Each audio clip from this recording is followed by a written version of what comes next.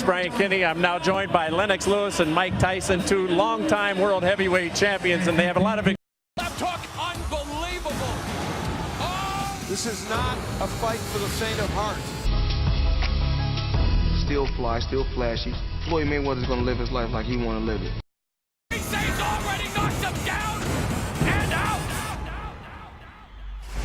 That first round, knocked him down with that left hook. Did you know it was going to be so devastating?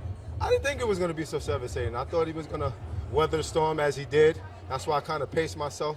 I didn't want to go too crazy. Although I know he's been hurt before, I didn't want to get too crazy because I knew my fans was here, and I know they can, sometimes they can have an effect on you and making you want to knock somebody out early and then getting tired. So I paced myself, and once I seen the opportunity present itself again, I just took full advantage of it. Second round you switched to southpaw. Yeah. What was that all about? I switched in the gym. I always wanted to be southpaw, but we just so happened that I'm a right-hander, and we started off that way. But every chance I get, I try to switch just to give it a little different edge. What was the thing that made him so tricky to fight?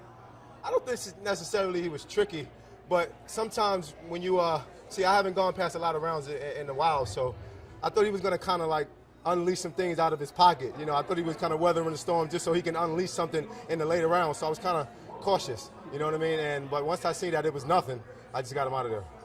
Exactly. In that fifth round, he seemed to be getting more aggressive, but you just turned the switch and flipped it on him. What was it that you saw as your opening to finish it? Well, first off, he hit me.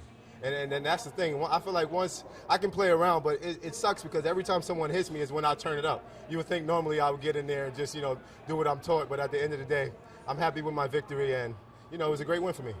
Let's talk about that. Put it into words. What does it feel right now? Cancer survivor, your first championship, WBA middleweight championship. What does that mean for you? I can't even believe you just said that. It's still like cloud nine to me. It's still unbelievable. This moment I never would have dreamed of. All you guys, I just never would have thought this would be possible, maybe 3 years ago. But now that all this is happening, I'm just going to soak it in with my family back home.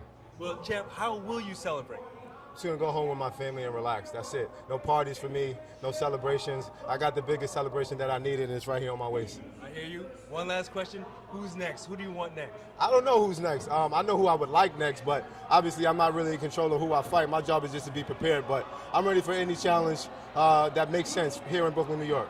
Well, congratulations. We can't wait to see you again on Showtime. Thank you very much. Have a good night. Thank you.